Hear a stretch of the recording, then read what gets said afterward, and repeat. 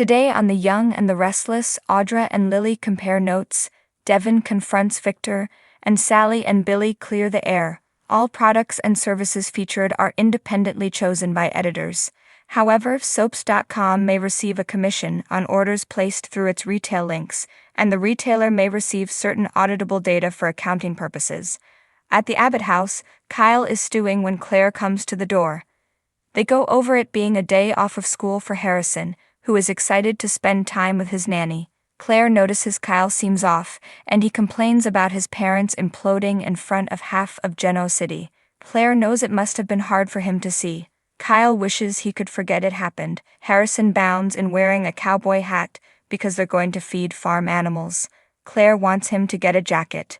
The kid teases that she can't catch him, and both Claire and Kyle chase him up the stairs.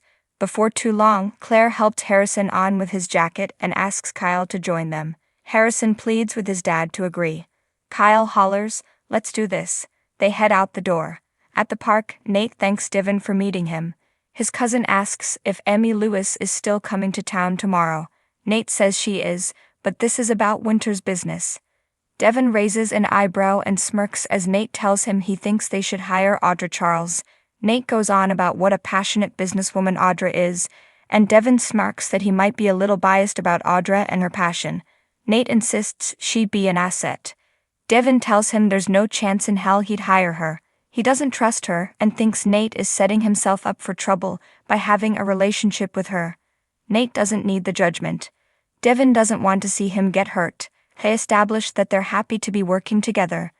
Devin wants to convince Lily this is where she needs to be. They have to get her to forget about battling Victor. Nate doesn't see it happening. Audra approaches Lily, who is eating at the bar in Society. She tells her they need to talk. "I understand we got screwed over by the same person. Victor Newman."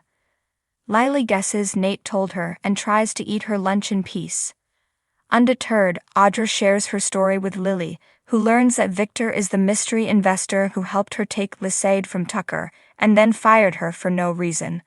Audra guesses Lily didn't get anything in writing from Victor on the deal she was trying to make with him. Lily says their families go way back. Audra says no paper is a rookie move. Lily shrugs. Victor is a master of the game, and she fell for it. She marvels that even knowing who Victor is and what he's capable of, they still got played.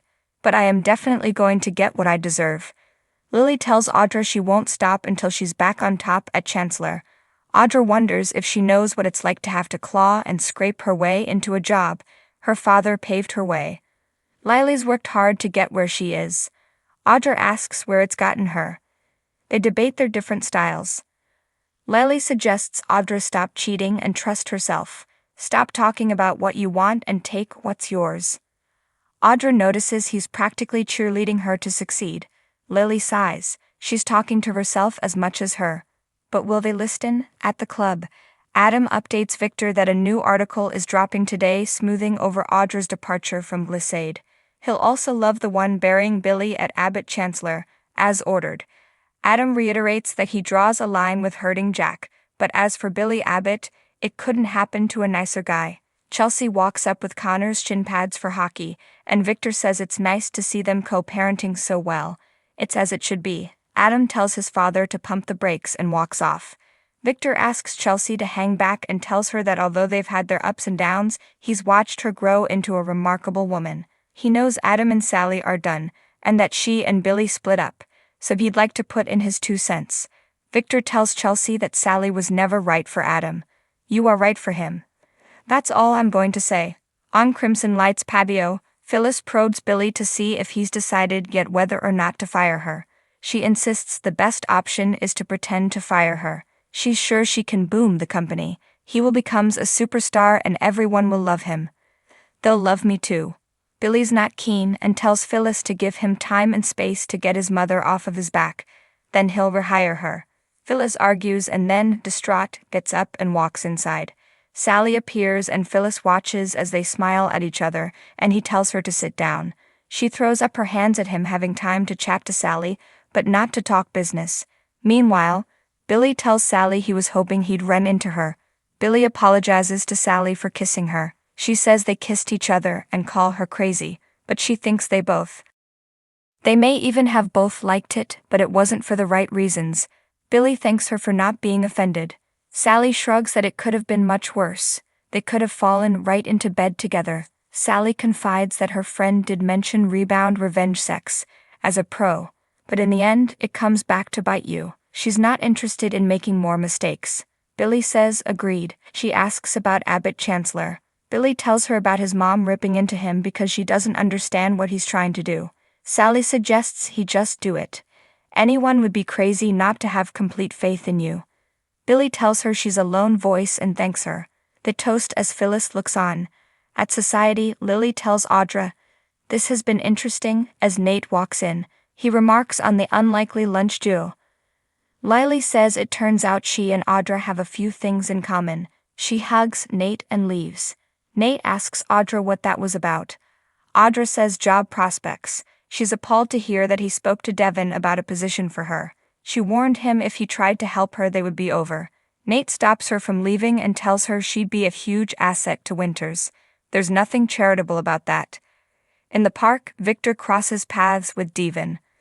They talk about the wedding, and Devin asks him how he acts like everything is cool when he used his sister and screwed her over. Victor would like Lily to forget about Chancellor and join Devin at Winters. It's what their father would want. They'll try to talk her into it and hopes Devon will help.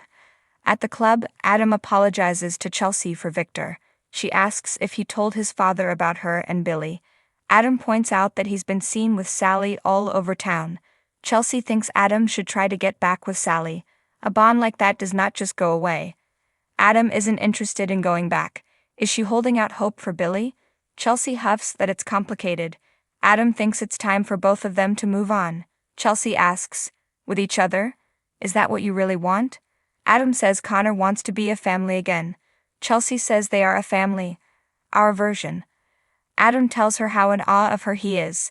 They have a foundation for a future that could be amazing. Chelsea thinks he's trying to fill a void in his life. Adam asks her to be honest with herself and admit that her feelings are as strong as his. Maybe this is how it was meant to be. Adam coaxes Chelsea. She can't tell him she hasn't thought about being a real family again. Chelsea says it always ends badly. Look at their track record. Maybe you and I could survive that again, but Connor couldn't. Adam truly believes they can do this. Chelsea wipes away a tear. She tells him she has feelings for him, but the kind of love they had almost destroyed them. They've grown and become better people, worthy of finding love again. She's not sure if it will be with Billy and Sally, but it can't be with each other. On the coffeehouse patio, Billy tells Sally he's feeling more inspired. She says she should go. They joke and Sally gets up to go. She tells him to screw the doubters. You've got this. Once she leaves, Phyllis reappears and complains about his little love fest. He doesn't have time for her or business, but he has time for a pity party. She urges him to get back with Chelsea, which kept him even-keeled. No one wants to see him dig a hole. Billy tells her she's dead wrong. Having a friend to lean on is a good thing. Phyllis rants about wanting to take Daniel and Lucy's pain away. She doesn't even know who to fight. Billy can't imagine what they're going through. He reminds her they're friends first. She thanks him for letting her vent and says the best way to heal is to fight a fight you know you can win. Phyllis wants to focus on getting Victor out of Abbott Chancellor and convincing his mother, together. At the Abbott house, Claire, Kyle, and Harrison are back from their excursion. Harrison wants a baby pig. Kyle sends him up for a bath after a hug. He and Claire agree he's the best kid ever. Claire picks some straw off Kyle's jacket, and he tells her she did it again. She made him smile and laugh and forget about the crap in his life. So thank you. Claire tells Kyle she'll check in with him later. He lets her know how much she brightens his day. I'm glad we had today. I just hope I can protect Harrison from what's going on with this family. Claire doesn't know how to help, but she's never seen Jack and Diane so angry. Kyle's at a loss for a solution. They may be past the point of no return. At society, Nate tells Audra that Devin turned down his pitch. She says, of course he did. She informs him that she'll get what she wants her way on her terms. Nate wants to offer advice.